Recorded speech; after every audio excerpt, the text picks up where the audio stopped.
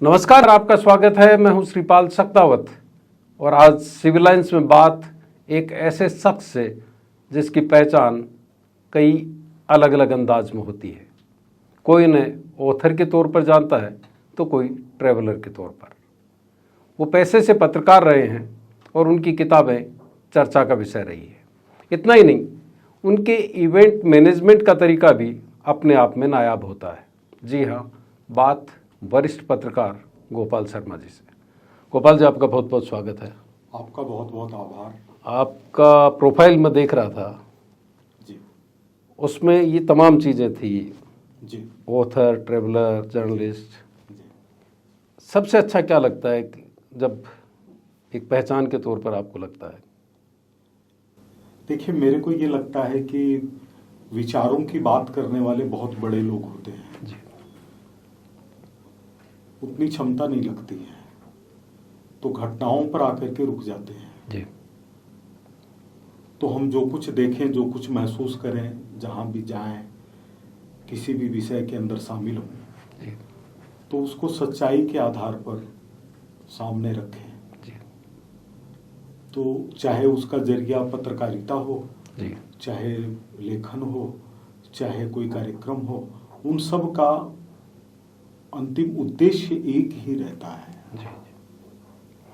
आपका एक इवेंट बड़ा चर्चा में रहा, अमृत महोत्सव पे, आज़ादी के अमृत महोत्सव पे आपने जी, जयपुर में जो कार्यक्रम किया, जी। उसकी चर्चा बहुत होती है। ये किस तरह से आइडिया है आप?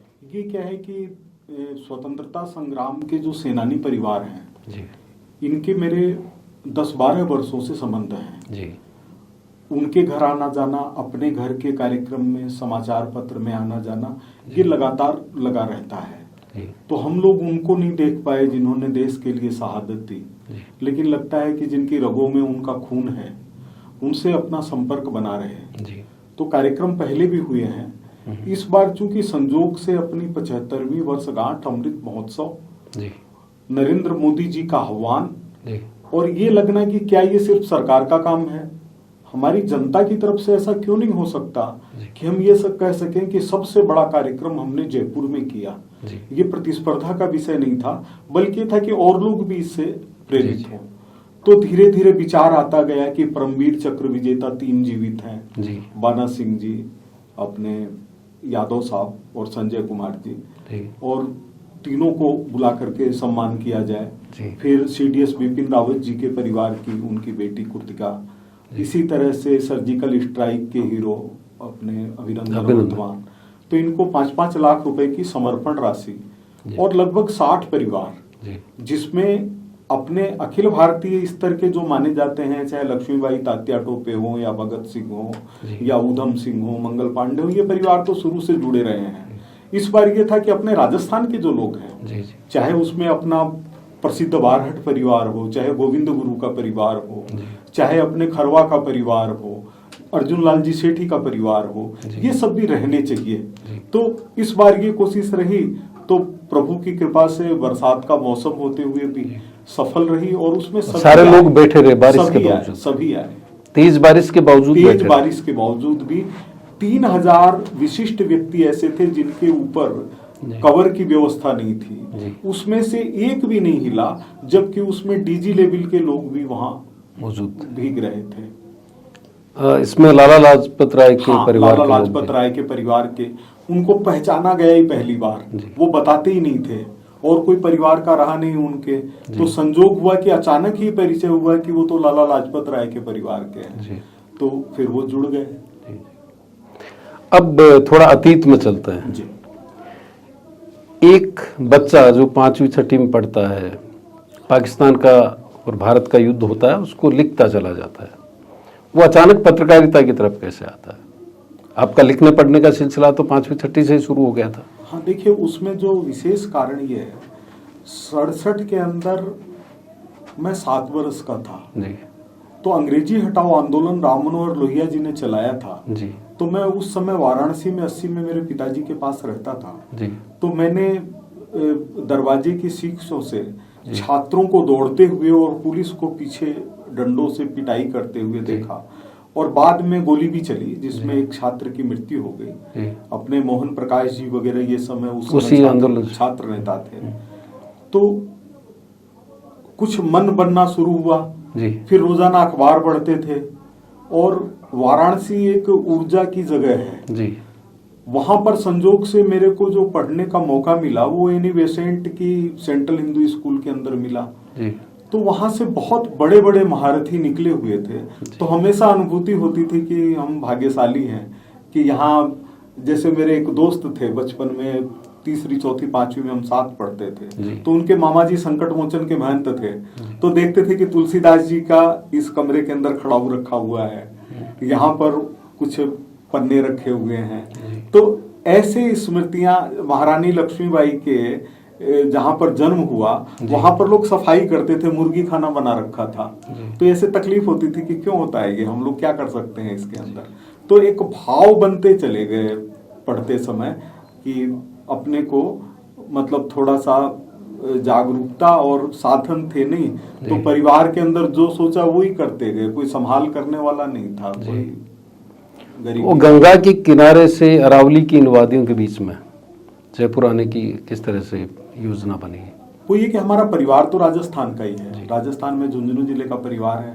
हमारे रिश्ते भी सारे चिड़ावा में झुंझुनू में इसमें सूरजगढ़ में बबाई में इसी में सारे रिश्ते हैं। तो जब मैंने एमए किया उसमें मैं छात्र नेता था और अच्छी स्थिति में छात्र नेता था। अपन ये सोच सकते हैं कि 25 साल की मेरी उम्र हो रही थी और मेरा विधानसभा के अंदर पैनल में नाम था। लेकिन बार बार ये मन में तकलीफ होती थी कि हम ईमानदारी से कैसे जीवन बिता पाएंगे इसमें राजनीति के अंदर रोटी कहाँ से खाएंगे। पिताजी का देहांत हो चुका था बार बार जेल जाते रहते थे छात्र आंदोलन के अंदर। तो और दूसरा ये लगता था कि कुछ भी हो तो हमको ये मानते हैं लोग कि ये राजस्थानी है जैसे हमारे में कोई कमी पहचान तो वो मतलब ये है और उसको कोई बहुत सम्मान की नजर से वो नहीं देखते थे। उसी दौरान 83 के अंदर भैरव सिंह शेखावत जी से संपर्क हुआ। ये काशी हिंदू विश्वविद्यालय छात्र संघ के कार्यक्रम में गए। पहली बार कोई क्षेत्रीय नेता काशी हिंदू विश्वविद्यालय में गए। इन्होंने छात्रों के सामने जब किसानों की बात की गरीबों की बात की तो वहां के छात्रों को छात्र नेताओं को आश्चर्य हुआ कि कोई नेता गरीबी की बात करता है विश्वविद्यालय में आकर के। और मेरा उनसे जुड़ाव हो गया और वो जुड़ाव जब हुआ तो फिर मुझे जब ये बेचैनी थी कि हम अपने परिवार का कैसे पालन करेंगे कैसे रोटी कहाँ से खाएंगे तो मैंने उनसे कहा कि बताइए मैं क्या करूं। उन्होंने कहा यहाँ आ जाओ। उन्होंने बुलाया तो था कोई नौकरी दिलवाने के लिए लेकिन बैठे बैठे पुलिस जी साहब क्रूरचंद जी पुलिस साहब बैठे थे शेखावत साहब बैठे थे। उन्होंने कहा पत्रकारिता नहीं कर सकते क्या? मैंने कहा कर लेंगे। दूसरे दिन से पत्रकार हो गए। इस तरह से आपकी शुरुआत? इस तरह से शुरुआत हो गई। और दिबराला प्रकरण आपने कवर किया। वैसे कई घटनाओं को आपने कवर किया और खोजी पत्रकारिता में आपका बड़ा नाम रहा। किस तरह के अनुभव थे शुरुआती तौर पर? क्योंकि रेडियो प्रिंट टेलीविजन और डिजिटल इन चारों माध्यमों को आपने करीब से देखा। देखिए एक तो मेरे दिमाग में हमेशा रहा है कि हम पत्रकार हैं तो हम समाज और राष्ट्र से और मानवता से ऊंचे नहीं हैं। हम एक कार्यकर्ता हैं जो कि हम देखते हैं उस सच्चाई को तो सामने लाते हैं लेकिन हम सती प्रकरण को अगर कवर कर रहे हैं तो क्या एक ऐसे समाज जिन्होंने हजारों वर्ष तक देश की रक्षा की है उसको हम आलोचना का शिकार बना सकते हैं? कोई परिवार कोई गलती कर सकता है कोई व्यक्ति कोई गलती कर सकता है लेकिन क्या हमारे निशाने पर वो लोग हो सकते हैं कि जो शाका करके निकल पड़ते थे और जौहर करते थे? तो मेरी दृष्टि हमेशा इस तरह की रही है। जैसे कुंभ के मेले को अगर मैं कवर करने जा रहा हूं तो मुझे ऐसा लगता था कि हो सकता है हमारी पीढ़ियों के लोग यहाँ आए हों यहाँ स्नान किया हो। तो ये भाव थोड़ा सा हमेशा अलग करता था। जैसे मैं आपको उदाहरण बताना चाहता हूँ कि एक बार जब मैं पत्रिका में था तो एक हमारे क्राइम रिपोर्टर एक भाई बहन से और सवाल पूछ रहे थे। उनके पैर कुछ ऊपर की तरफ थे और वो बलात्कार का विषय लेकर के आए थे। तो जो ही वो चले गए तो मेरे से सहन नहीं हुआ। मैंने उनको पत्रकार को कहा मैंने कहा इनकी जगह हमारी बहन हो सकती है। हम उस द्वार के ऊपर जा सकते हैं हमसे कोई इस तरह सवाल जवाब करे, अफसर की तरह से हम ऐठते फिरे, क्या हमारी औकात है? सामान्य चमड़ी लिए हुए हम घूमते रहते हैं 70-80 बरस तक। अगर हमारे में मानवता नहीं है तो हम पत्रकार नहीं हो सकते। तो ये दृष्टि हर जगह के ऊपर मतलब कायम रही और कभी मत ऐसा समझौता करने की स्थिति नहीं आई।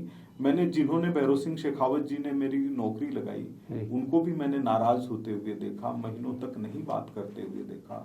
अशोक जी गहलोत को भी नाराज होते हुए देखा, खुश होते हुए देखा। वसुंधरा जी को नाराज होते हुए देखा, खुश होते हुए देखा। और ऐसे लोगों को भी देखा जो बड़े लोग थे, जैसे अटल बिहारी वाजपेयी जी, उनसे मैंने 20 इंटरव्यू किए।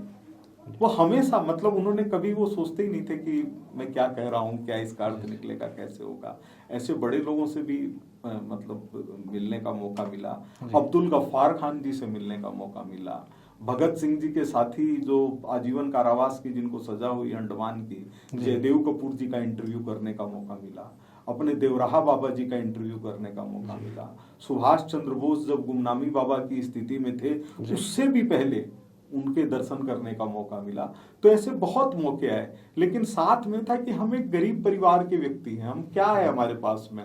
हमारे पास में केवल ये है कि पूर्वजों की इज्जत और जिस धरती में जन्म लिया है उसको जिंदगी को निभा ले जाना है। ये भाव अब तक मन के अंदर है। आपका जो प्रोफाइल है, जो आप मानवीयता की बात कर रहे हैं, उस प्रोफाइल पे सबसे पहला शब्द आता है सिटीजन, एक नागरिक जी। और आमतौर पे इस शब्द के साथ अपने आप का परिचय कोई देना नहीं चाहता जी, जबकि मुझे लगता है कि नागरिकता का बोध सबसे पहली जरूरत है, और ख़ास तौर पर पत्रकार के लिए। तो इस बोध के साथ आप किस तरह से अपने आप को बढ़ते हुए पाते हैं? इसमें सब ये है कि शायद मैंने अपने जीवन में, मेरा परिवार भी इस बात को नहीं जानता, मैंने भिखारी की लाइन में और वो खिचड़ी की तरफ हाथ लगाया है जिसमें कीड़े सफ़ेद वाले जो पिलवे होते हैं वो चल रहे थे, और मैंने हाथ से उनको अलग किया है। करीब 10 साल तक मैंने अवकाश नहीं लिया अपने, जबकि उसकी सैलरी नहीं मिलती थी और कोई इच्छा भी नहीं थी। मेरे बेटे की शादी होने से पहले तक हमारे दोनों बच्चों ने और हम पति पत्नी ने एक साथ शायद 2-3 बार भोजन किया होगा, लगभग 25 साल में। तो उसके पीछे मूल की जो प्रेरणा है वो ये है कि हम साधारण परिवार के अंदर निकल करके एक हमको विधा मिली, इस विधा के साथ अगर हम न्याय नहीं कर पाते हैं तो हम एक देश के, एक मानवीय समाज है, इसके हम वासिंदे कैसे हो सकते हैं। तो हमेशा ये रहा कि एक नागरिक के जो हैं वो अधिकार हैं, नागरिक के कर्तव्य हैं। तो पत्रकार के रूप में भी वो कर्तव्य मेरे को ध्यान में रहते हैं। जैसे कि कई बार ऐसा मौका आ चुका है जबकि अखबार बंद भी हो सकता था, और मैंने बुला करके खुद पूरे अपने स्टाफ को कहा है, खास करके जब ऑपरेशन पिंक चला तो उस समय जब लोगों की थड़ियाँ वगैरह उजाड़े जाने लगी और थोड़ा भेदभाव नज़र आया, तो अपने जितने साथी थे उनको मैंने कहा इस चीज़ को भूल जाइए कि अखबार चलेगा या नहीं चलेगा, लेकिन हम अपने देश के नागरिकों के साथ में मतभेद होता हुआ नहीं देख सकते। कोई गरीब आदमी अगर गलत ठेला लगा रहा है तो उसको बंगाल की खाड़ी में नहीं फेंका जा सकता। हम कहाँ जाएंगे लोग? हम उनकी सुरक्षा जब नहीं कर पा रहे हैं, उनको रोटी नहीं दे पा रहे हैं, अगला जहाँ पर हो रहा है उसको लगा रहा है, आप अच्छी जगह दे दीजिए, दूसरी जगह दे दीजिए, उनको चेतावनी दे दीजिए, उनके लिए व्यवस्था कर दीजिए। तो हम, और मरने की भी जो इच्छा है वो इसी रूप में है कि एक मतलब रामायण के अंदर आता है कि मुझे मृत्यु से भय नहीं है, मुझे यश खोने से भय है। तो यश किस चीज़ का? कि हम नागरिक हैं, मतलब हमारे ऊपर कोई दाग नहीं लगना चाहिए, कोई ये नहीं कहे कि मैंने पैसे दे के ये काम करवाया, मैंने ये चीज़ गलत करके ये चीज़ किया। ये मेरे को भय लगता है, और धीरे धीरे पत्रकारिता से दूरी होकर और लेखन के क्षेत्र में जाने का कारण भी यही है। आपका बड़ा प्रोफाइल था राजस्थान पत्रिका में। जब हम लोगों ने पत्रकारिता शुरू की उस दौर में हम आप लोगों को पढ़ते थे। एक बड़ा प्रोफाइल था। आपने अयोध्या कांड कवर किया, आप एकता यात्रा हो चाहे जनादेश यात्रा हो, उन सभी यात्राओं में रहे। यहाँ तक कि आप असम का आंदोलन भी आपने कवर किया। अचानक विचार कैसे बना कि अपना अखबार हो, क्योंकि बड़ा चुनौतीपूर्ण काम था एक इवनिंगर शुरू करना। देखिए, एक तो राजस्थान पत्रिका का नेतृत्व बदल रहा था, कुलिस जी जा रहे थे। कुलिस जी के प्रति बहुत मन के अंदर आस्था थी। तो ये लग रहा था कि हमारे पास में जो काम करने की क्षमता है उसके लिए तो ये जरूरी है कि कम से कम हमारा एक घोंसला तो, एक जगह तो हो कम से कम। हमारी खबरों से सब लोग नाराज रहते हैं केवल इसलिए कि कभी मेरी खबर रोकी नहीं जा सकी, क्योंकि कुलिस जी कहते थे कि इसने जो लिख दिया वो मेरा पूरा विश्वास है। आपको मैं आश्चर्य की बात बताऊं कि पहली बार अशोक गहलोत जी की कोई बयान की खबर जब लिखी तो उस पर बहुत आपत्ति हुई। पत्रिका के अंदर संपादक वर्ग और ये सब लोग बहुत नाराज हो गया कि अशोक जी कैसे नेता हो सकते हैं, इनका कैसे वक्तव्य आ सकता है। तो कुलिस जी ने पूछा मेरे से, मैंने कहा देखिए आने वाले समय के यही नेता हैं, सारे कांग्रेस के नेता भी एकजुट हो जाएंगे तो भी अध्यक्ष का चुनाव यही जीतने वाले हैं। तो जो व्यक्ति नेता बनने के लिए तैयार खड़ा है और केवल समय इंतजार कर रहा है उसको हम कैसे अलग कर सकते हैं। तो कुलिस जी ने कहा कि ठीक है, आपको जैसे ठीक लगे वैसे दीजिए। वैसा ही प्रसंग आया जब भैरों सिंह जी गंगानगर से चुनाव लड़ रहे थे, तो मैंने वहां से आकर के लिखा कि जब वो रहते हैं तो पहले नंबर पर रहते हैं और जब चले जाते हैं तो तीसरे नंबर पर चले जाते हैं। पत्रिका में उस पर बहुत बहस हुई क्योंकि गंगानगर के जिला रिपोर्ट्स थी, आदरणीय बिशन सिंह जी वहां गए हुए थे, लेकिन कुलिस जी ने कहा कि जब वो लिख रहा है तो सोच के ही लिख रहा होगा, अपने उसी को छापना है।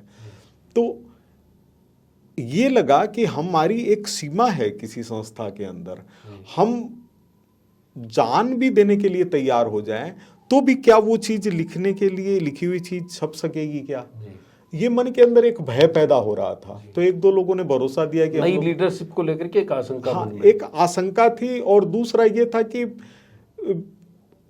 जो लेखन समाज मांग रहा था वो विद्रोही मांग रहा था, विद्रोह मांग रहा था, तो उसको कोई भी संस्थान नहीं पसंद कर सकता और स्वीकार नहीं कर सकता। तो ये भविष्य की आशंकाओं को देखते हुए ये मन में आया कि अपना अखबार शुरू करना चाहिए। और कल्पना ये थी कि हो सकता है टाइप करवाना पड़े, साइक्लो स्टाइल निकले, हम केवल साधारण उसके टाइप के ऊपर, क्योंकि एक नया पैसा नहीं था, पैसा था ही नहीं। मतलब मेरे पास 2000 रुपये भी नहीं थे, 500 रुपये भी नहीं थे, सैलरी अच्छी मिलती थी पत्रिका से, वो महीने के अंदर घर में खर्च हो जाती थी। तो इस तरह से अखबार चलाने का मन में, और सभी जो बहुत वरिष्ठ राजस्थान के सम्मानित पत्रकार कैलाश जी मिश्र जैसे पत्रिका में थे, उन सब का आशीर्वाद था। उनको साल 6 महीने से पता था कि ये व्यक्ति कुछ करेगा, लेकिन उन लोगों ने मुंह नहीं खोला। और कुलिस जी के जब मैं पैर छू करके आशीर्वाद लेने गया, क्योंकि भैरों सिंह जी ने कहा कि कुलिस जी नहीं कहें तब तक नहीं छोड़ना है, तो मेरे लिए ये पाबंदी हो गई कि कुलिस जी कैसे कहें। एक लक्ष्मण रेखा खींच दी, और हम लक्ष्मण रेखा को पार करना नहीं जानते। मैंने उनके पांव पकड़े कुलिस जी के, उन्होंने कहा कि संभव नहीं हो पाएगा, अपने कोई मार्बल वगैरह का खोल रहे होते तो ये व्यापारी लोग विज्ञापन दे देते, नहीं तो नहीं कर पाओगे। तो मैंने कहा साहब मैं वापस आ जाऊंगा। तो उन्होंने आंख बंद की सोचने के लिए, और मैंने तुरंत पैर छुए और जूते पहने और भाग गया कि इन्होंने आंखें बंद कर ली। तो ये घटना रही। उनके लिए भी बड़ा मुश्किल था कि वो हाँ, किस वो 1 वर्ष तक, मतलब हम उनके प्रेम की इससे कल्पना कर सकते हैं कि जिस दिन अखबार शुरू हो रहा था उस दिन उन्होंने हाथ से पत्र लिख करके भेजा कि मैं शुभकामनाएं देता हूं और मेरे घुटनों का दर्द है, इसलिए मैं बिरला ऑडिटोरियम की सीढ़ियों पर नहीं चढ़ सकता।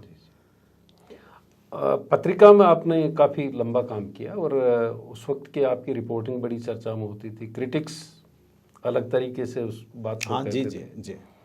कईयों को लगता था कि आपके एकमात्र सोर्स भैरों सिंह शेखावत था, लेकिन आपकी रिपोर्टिंग अपने अपने अंदाज में होती थी। और कार सेवा का जो आपने कवर की वहाँ पे अयोध्या में, उसमें कुछ प्रसंग ऐसे भी थे जिसमें जोखिम थे।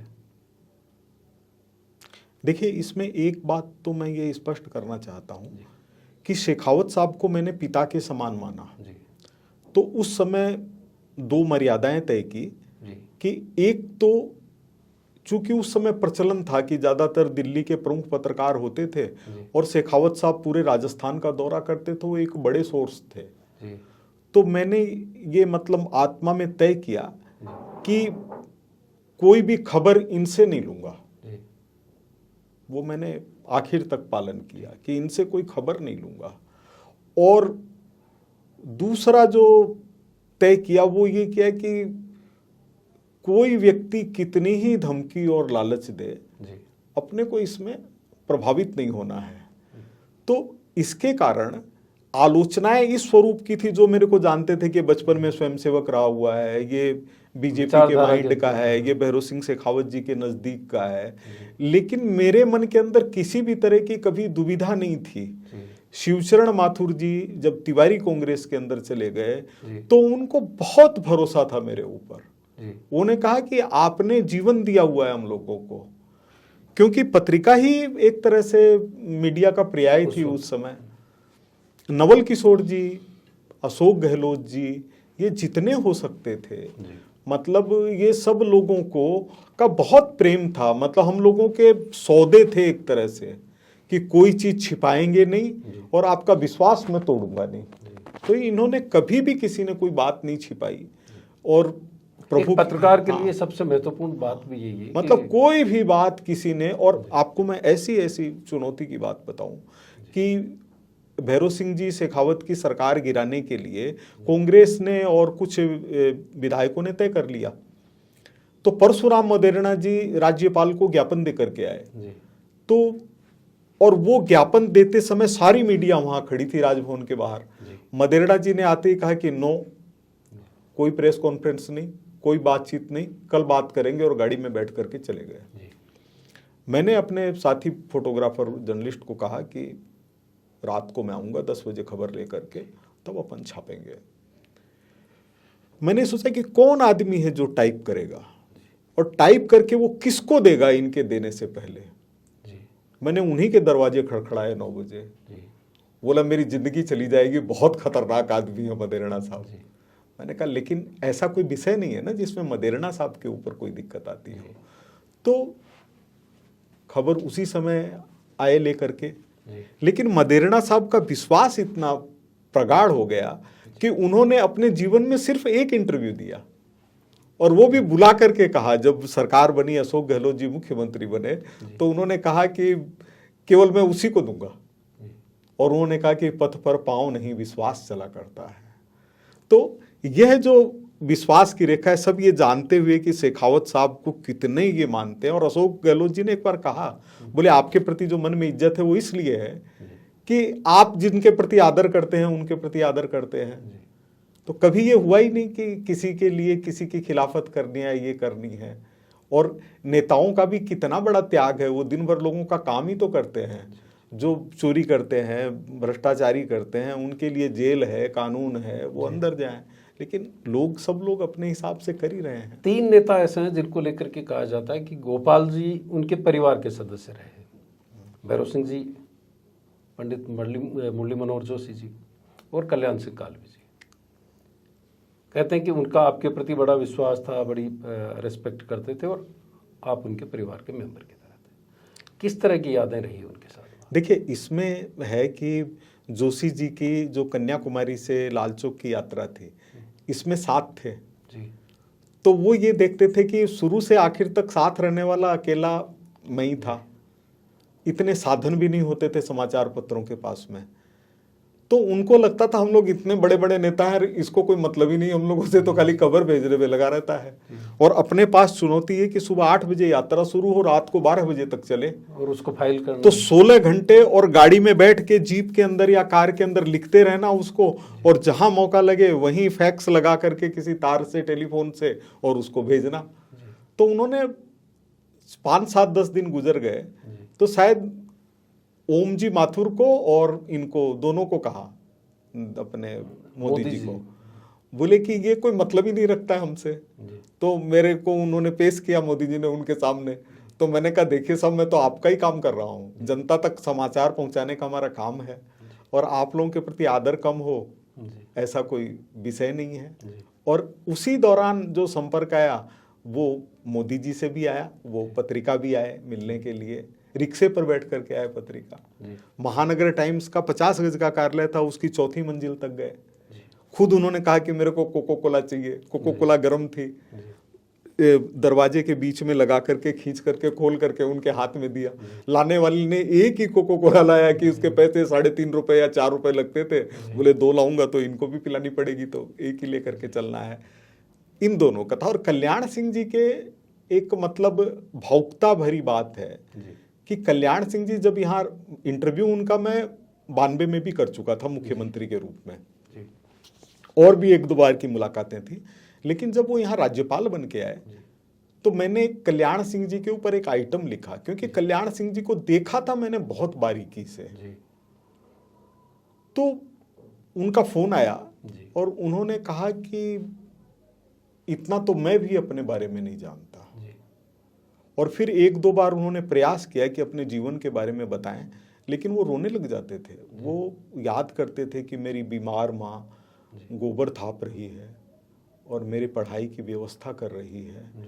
तो कई बार उन्होंने 5-7 बार ऐसी कोशिश की। और भैरव सिंह जी से संबंध उस तरह का था ही था।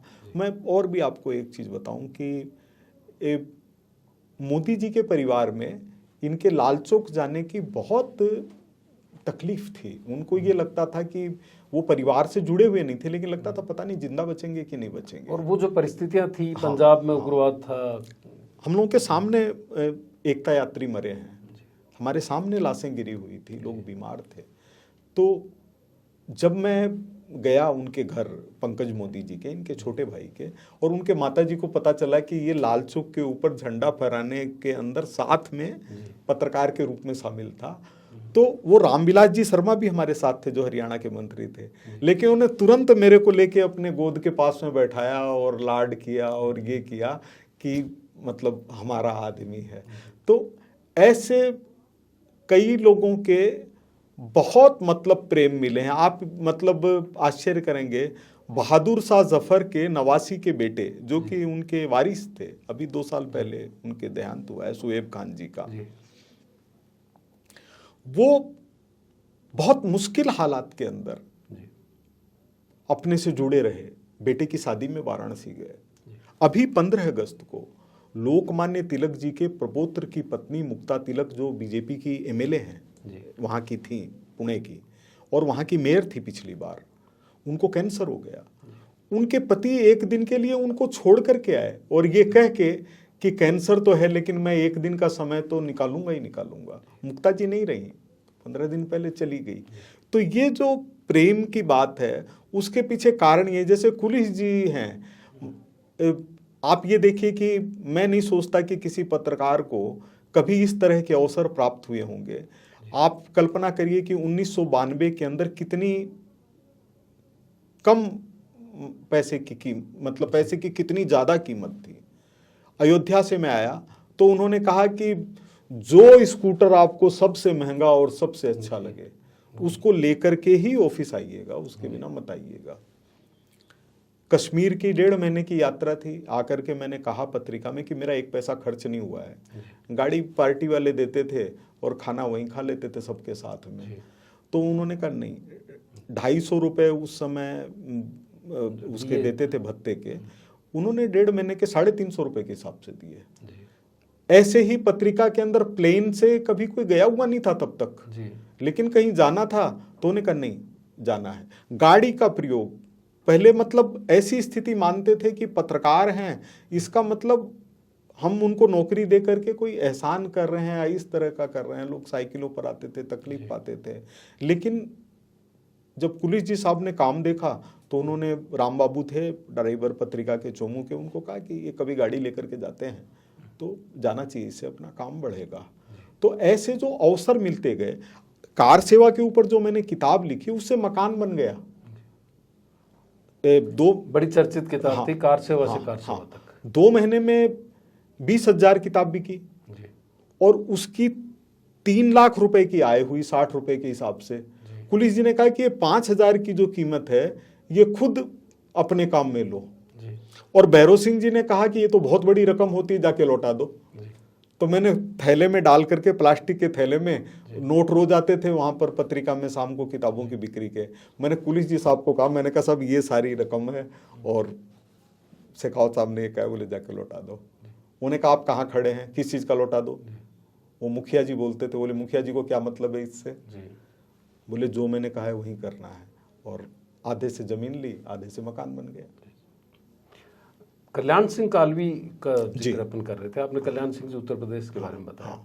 कहते हैं कि आप जब बीमार थे तो वो बड़ा ख्याल रखते थे, खुद टिफिन लेकर के पैदल चले जाना, ये उनकी आदत में। देखिए, कल्याण सिंह जी कालवी से व्यवहार कुशल नेता मैंने राजस्थान में कोई नहीं देखा।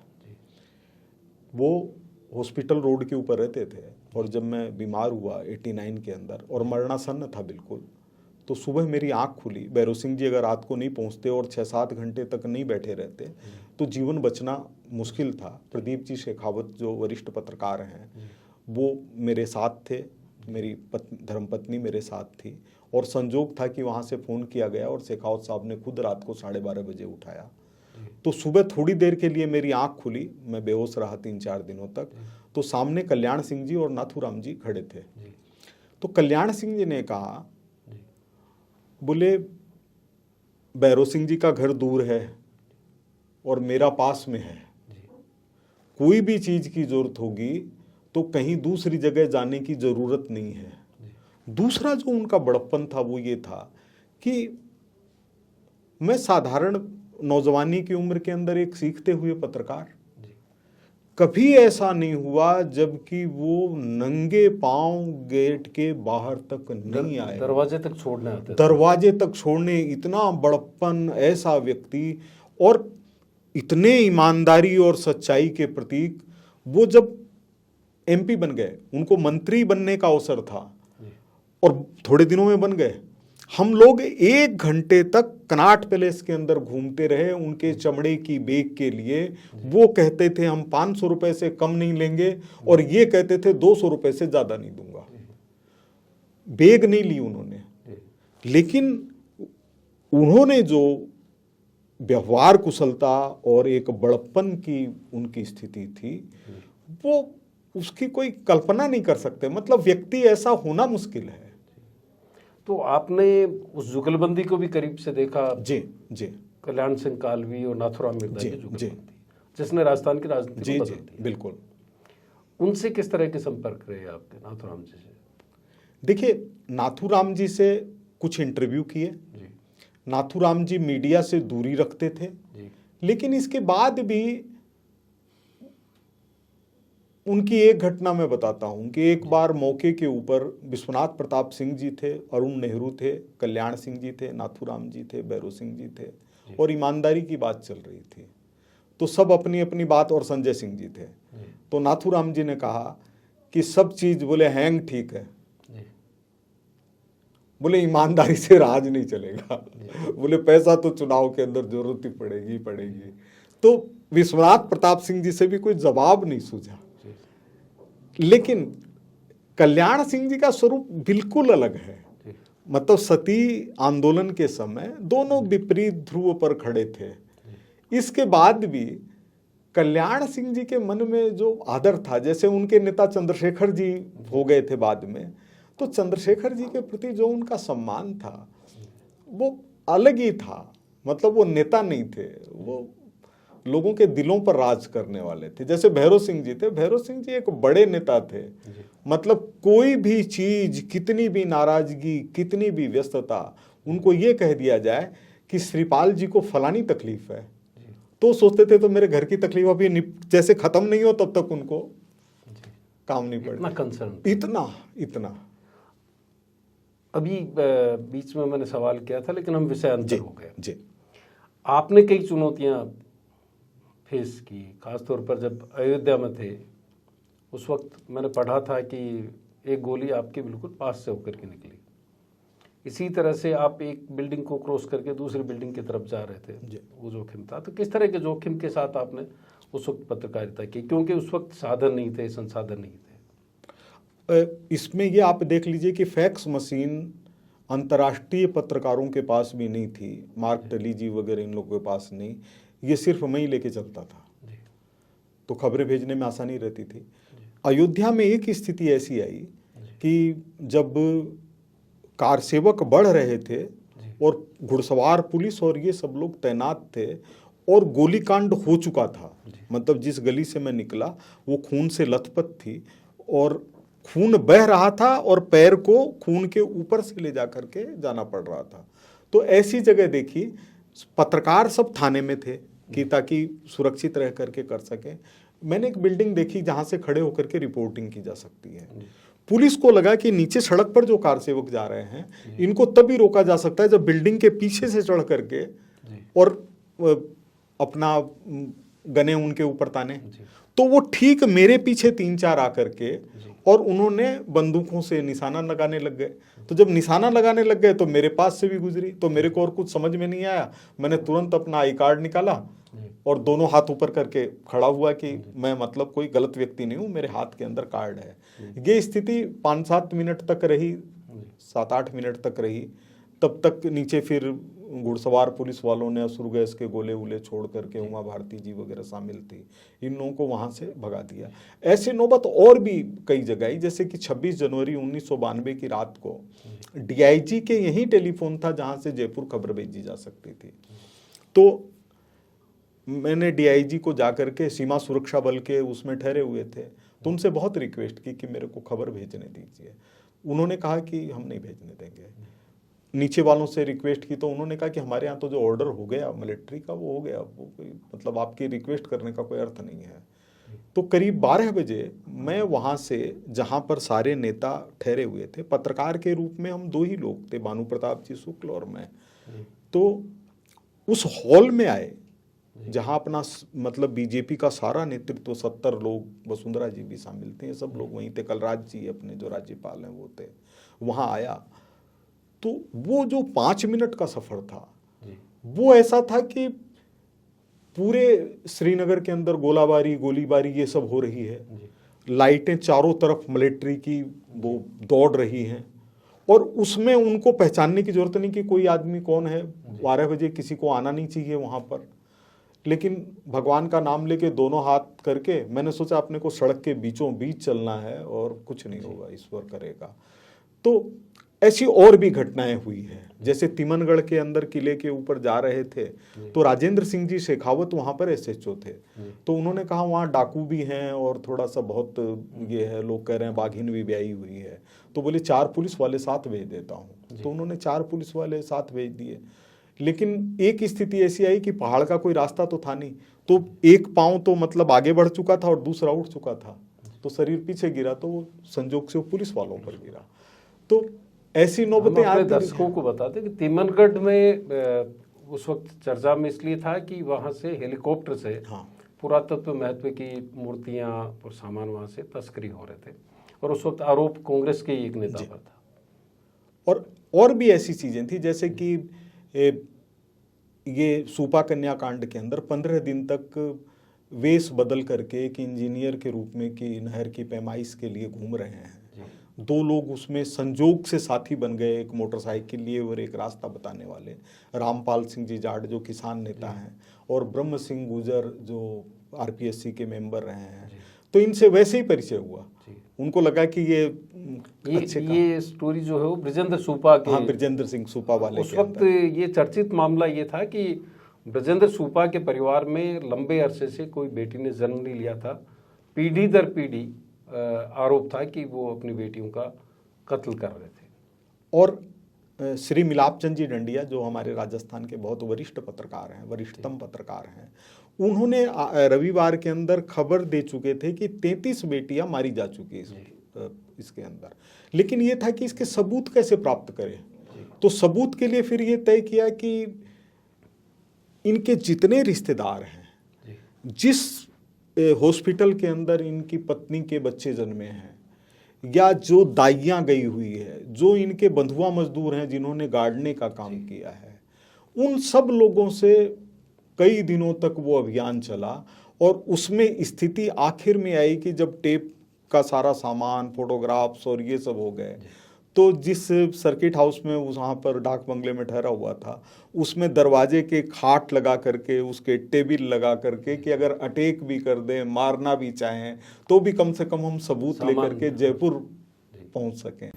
तो ऐसे मौके आए हैं, लेकिन प्रभु की कृपा से चलते और रहे। वो तमाम तनाव स्टोरी फाइल करने के साथ खत्म हो जाता। जी, आपने बदलता हुआ दौर देखा, आप प्रिंट में आपने बड़ी भूमिका निभाई, फिर आप ब्रॉडकास्टिंग मिनिस्ट्री में रहे एडवाइज़र के तौर पर। हाँ।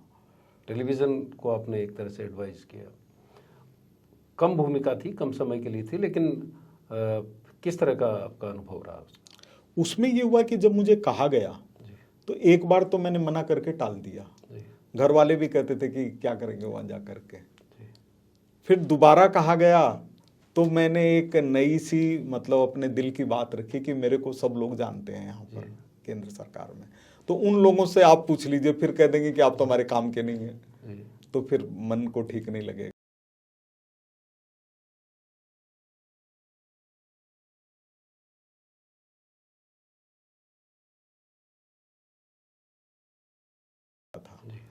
और 50% से कम में भाषाई और हिंदी वाले समाचार पत्र थे, जबकि रीच उनकी ज़्यादा होती है। और जबकि इंग्लिश वाले 16-17% थे, मुश्किल से 9% रहे होंगे। तो लगातार वॉच करके ये कोशिश की कि नई भाषाई और हिंदी भाषा को अपना हक मिलना चाहिए। तो ये परसेंटेज 65% तक, 70% तक हिंदी और भाषाई को मिलना शुरू हुआ, क्योंकि हर सप्ताह उसके ऊपर वॉच रखते थे और अफसर लोग ये जानते थे कि ये जो कह रहा है इसके अंदर इसका कोई स्वार्थ नहीं है और इसको किसी से कोई मतलब नहीं है। लेकिन चूंकि वहाँ पर कोई ऐसा काम नहीं था कि जिसमें मन को ये संतुष्टि हो कि हम क्या कर सकते हैं, क्या चीज़ ये कर सकते हैं, तो मैंने बहुत आग्रह करके सारे अधिकारियों को, मंत्री जी को, इन सब को तैयार किया कि मैं जा रहा हूँ और कृपया मेरे को छोड़ दीजिए। मतलब मन को सुकून नहीं था, आप कोई इन्वेस्टिगेट कि नहीं कर अपन पा रहे और थे, कुछ नया ज़्यादा नहीं कर पा सकते हैं यहाँ पर आकर के जयपुर के अंदर अपना। अब आगे क्या भूमिका है? कुछ लोगों को लगता है कि, मुझे भी लगता है कि मैं एक भावी सांसद से बात कर रहा हूँ जयपुर के। देखिए, इसमें ये चीज़ है कि मनुष्य के हाथ में तो कुछ है नहीं। हम कितना भी सोच लें, हम कुछ कर नहीं सकते।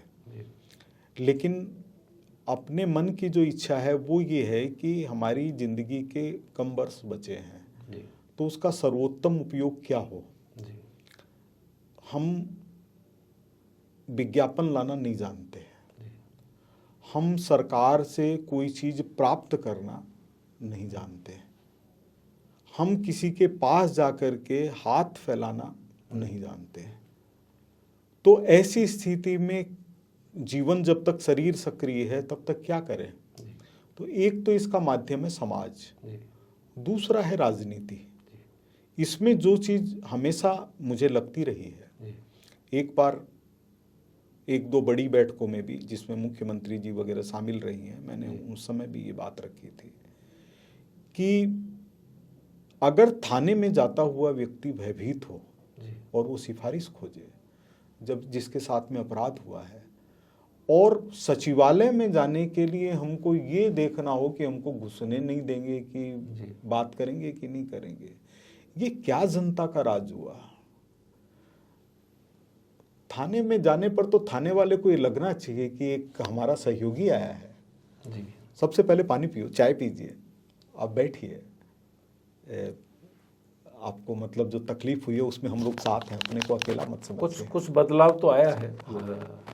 मैंने आपकी एक रिपोर्ट पढ़ी थी उस वक्त बीलवाड़ी कांड की जी, तब से लेकर अब तक ह्यूमन राइट्स की बात होने लगी है, कुछ बदलाव भी है, आपको हेल्प डेस्क भी अब थानों में नजर आने लगी। देखिए, बीलवाड़ी कांड भी एक बड़ी घटना थी और उसमें स्थिति ये थी कि 4 ऐसे नौजवान जिन चारों की उम्र 25 से लेकर के 35 साल तक के बीच में थी, 32 साल के बीच में, चारों के 2-2 बच्चे, चारों गरीब लोग, और वो पुलिस के हाथों मार दिए गए और जो 5वां व्यक्ति था उसको गिरफ्तार करके टाडा के अंदर बंद कर दिया गया अजमेर में, जिनसे मिलना संभव नहीं। उसमें भी बहुत बड़ा सहयोग मिला कि मैं वकील बना, और ओंकार सिंह जी लखावत जो भाजपा के वरिष्ठ नेता हैं उनका सहयोगी बना, वो जेल में लेकर के गए। मैंने कहा कि वकील साहब आप इनसे बात कर लीजिए, जो अधीक्षक थे, मैं तेरे को तो केस का काम करना जरूरी है, मैं तो अपना उसके बात कर लेता हूँ। तो पेट में वो अपना टेप रिकॉर्डर और वो कैमरा छोटा सा, उनकी जेल में फ़ोटो ली, उनके बयानों को रिकॉर्ड किया, और 20-25 मिनट बाद जा करके पुलिस वाला खड़ा था, उसको कहा कि वकालत के काम के अंदर पुलिस नहीं खड़ी हो सकती, ये तो हमारा क्लाइंट है, हमारा स्पेशल मामला है। तो वो राम सिंह था, बाद में वो छूटा, वो लोग अरेस्ट हुए, सब पुलिस वाले, सीबीआई में केस चला। तो भाव यही है कि हम अपना किस तरह से, जैसे मैं आपको व्यक्तिगत आपके इसके ऊपर चैनल के ऊपर तारीफ करने की बात नहीं है, 90 के बाद में जो पत्रकार आए उसमें आप ऐसे दिखाई दिए जो एक आदर्श के व्यक्ति के रूप में है। तो वो क्या चीज़ थी? वो थी गरीबी और ईमानदारी, आपके कपड़े, आपके आंखों की शक्ति। तो ये चीज़ जब दिखाई देती है ना, तो ये नहीं लगता है कि सरकार क्या करेगी क्या नहीं करेगी। अब यहाँ बैठे हैं, क्या कर सकती है सरकार? जाएंगे तो अखबार के ताला लगा हुआ मिले, पुलिस तैनात रहे, घर चले जाएंगे, घर नहीं होगा और कोई किराए पर ले लेंगे। तो जो हमारा पत्रकारिता का धर्म है वो यही है कि हम, जो प्रभु ने शरीर दिया है, हमको एक पेशा दिया, जैसे डॉक्टर है, इंजीनियर है, चपरासी है, झाड़ू लगाने वाला है, उसी तरह का हमारा काम है। लेकिन लोगों को अब लगता है, खासतौर पर चाहने वालों को, कि गोपाल शर्मा जी की भूमिका बदलनी चाहिए। अब तक आप आवाज़ उठाते रहे, लोगों की आवाज़ बनते रहे, वो अपने अखबार के जरिए जनता के बीच इस बात को रखा। अब उनको लगता है कि आपकी जगह अब एक सदन में होनी चाहिए, संसद में होनी चाहिए, विधानसभा में होनी चाहिए। देखिए सख्तावत साहब, अपने हाथ में कुछ नहीं है, क्योंकि मैं जाकर के मांग नहीं सकता। मैं लेकिन अगर कोई प्रस्ताव आता तो नहीं, कोई दिक्कत ही नहीं है। अपने लिए तो वही काम है, काम वही है कि जो काम हम करते आए हैं वही काम है, उधर भी वही है, इधर भी यही है। हमको चाहिए कुछ नहीं है, मंच और मौके के अलावा बस। अब तक का जो आपका पत्रकार के बतौर जीवन रहा, एक सामाजिक कार्यकर्ता के बतौर जीवन रहा, उसमें सबसे टीस देने वाली कौन सी घटना थी और सबसे सुकून देने वाली कौन सी थी? देखिए, टीस देने वाली तो ये है कि ईमानदारी से हम किसी पेशे को में रह करके उसको आगे नहीं बढ़ा सकते। ये तो है टीस देने वाली। और सुकून देने वाली ये है कि जहाँ भी मेरे माता पिता होंगे, जहाँ भी अपनी धरती से लगाव करने वाले लोग होंगे, वो ये नहीं कह सकेंगे कि इसने कुछ गलत किया है। मेरे को कोई कहे कि 1 करोड़ रुपए दूंगा, एक कुत्ते के पत्थर मार दो, तो मैं कहूँगा 1 करोड़ रुपए अपने पास रखो। हमारे लिए तो ये कुत्ता ही श्रेष्ठ है। सुकून ये है कि दामन पर दाग नहीं है। तो ये था सिविल लाइन्स, और सिविल लाइन्स में आज बात हो रही थी वरिष्ठ पत्रकार, सामाजिक कार्यकर्ता गोपाल शर्मा से। देखते रहिए थिंक 360।